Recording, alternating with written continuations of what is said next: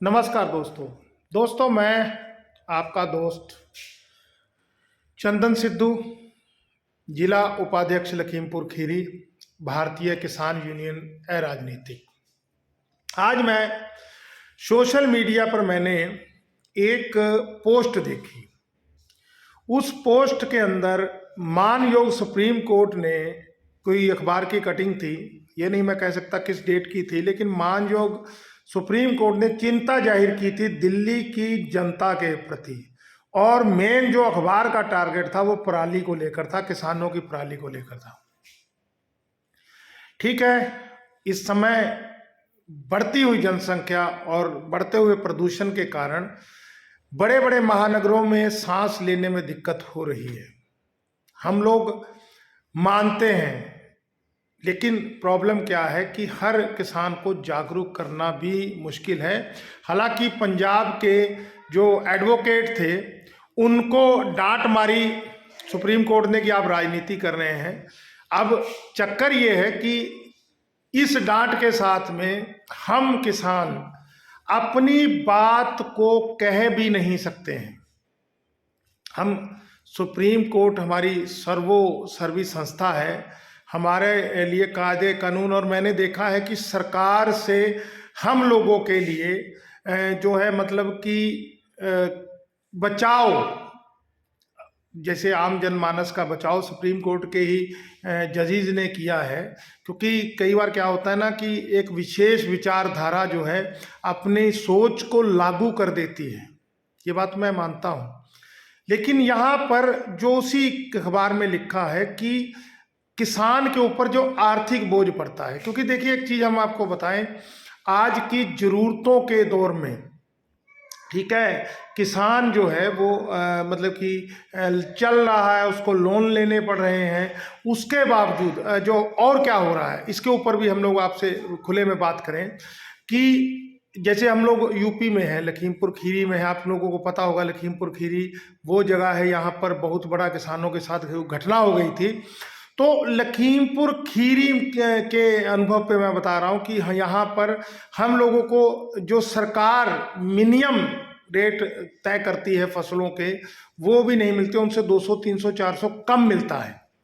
ठीक है, तो वहाँ पर ये किसान के ऊपर आर्थिक बोझ क्यों?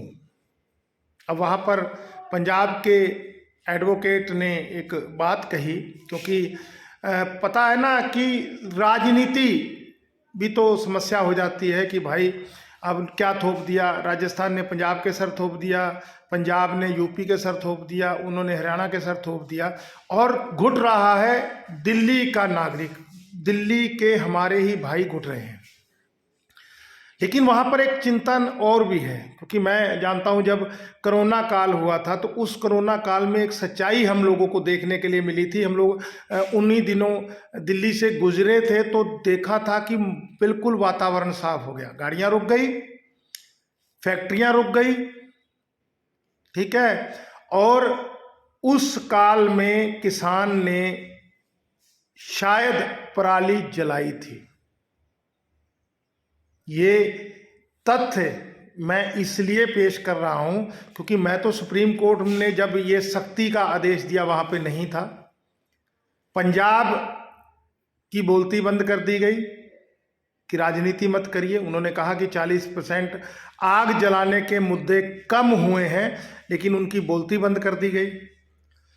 यूपी, राजस्थान किसी ने इंटरेस्ट नहीं लिया, क्योंकि स्वाभाविक सी बात है भाई, अगर आदमी का दम घुटेगा तो किसी की आर्थिक स्थिति से आदमी का जीवन ऊपर जो है, आर्थिक स्थिति जो है आदमी के जीवन से ऊपर तो नहीं हो सकती है, ये तो आप लोग भी समझदार हैं।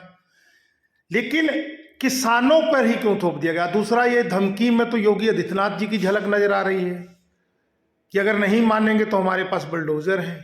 मतलब कि सुप्रीम कोर्ट को भी लगा कि योगी जी सही कर रहे हैं।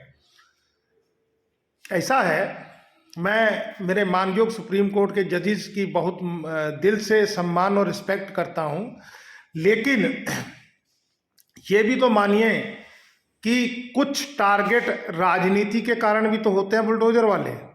हालांकि मैं ये नहीं कहता हूं, बहुत से लोग जो हैं वो गलत करते हैं और उनके ऊपर सख्ती करनी भी चाहिए, लेकिन कुछ डिसीजन जो है, क्योंकि हर डिसीजन योगी जी के पास तो नहीं पहुंचेगा। अभी मैं खुद भुगतभोगी हूँ, मैं आपको दिखाना चाहूँगा। आइए आपको थोड़े से दर्शन करवा देता हूँ। ये देखिए, ये ट्रैक्टर मैंने बोली लगा कर लिया था।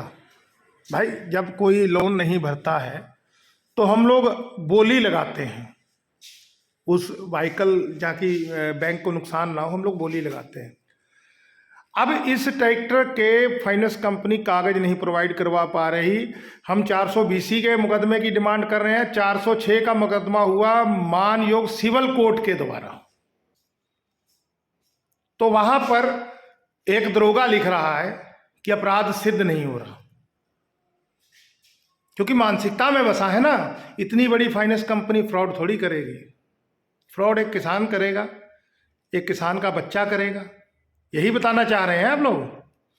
तो मैं ज़्यादा ना कहता हुआ पहले तो अपने किसान भाइयों से एक सुझाव की डिमांड करता हूं कि आप लोग सुझाव दीजिए, और यह सुझाव राजनीति से प्रेरित ना हो, क्योंकि दिल्ली के लोग हम लोगों के ही भाई हैं, ठीक है। हम सभी भारतीय हैं और हम लोगों को अलग से कुछ नहीं, एक सही ढंग से इस मैटर को जो है सॉल्व भी करना है।